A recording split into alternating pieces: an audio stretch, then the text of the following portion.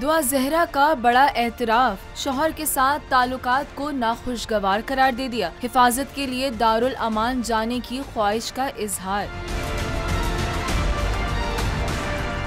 दुआ ज़हरा केस में एक और हैरत अंगेज मोड़, मजिस्ट्रेट के सामने दुआ ज़हरा का बड़ा एतराफ, सच आखिर जबान पर आ ही गया। बोली शौहर के साथ ताल्लुकात खुशगवार नहीं थे, वालिदैन खतरनाक नताइज की धमकियां देते हैं, दारुल अमान भेजा जाए। मीडिया रिपोर्ट्स के मुताबिक कराची से लाहौर जाकर पसंद की शादी करने वाली दुआ ज़हरा ने मजिस्ट्रेट की अदालत में पेश होकर शौहर ज़हीर अहमद के साथ ताल्लुकात खुशगवार न रहने का एतराफ कर लिया है। मजिस्ट्रेट के रूबरू अपने बयान में कहा कि खावन से अलग होकर रात अपने रिश्तेदार के घर गुजारी। दुआ ज़हरा का कहना था, मेरे पास रहने के लिए कोई छत नहीं है, वालिदैन और दीगर अफराद से संगीन नताइज की धमकियां मिल रही हैं।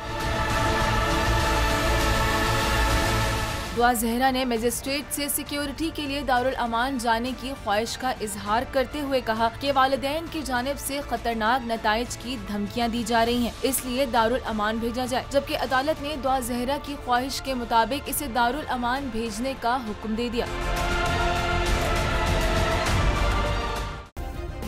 सब्सक्राइब करें और बेल दबाएं ताकि कोई खबर रह न जाए।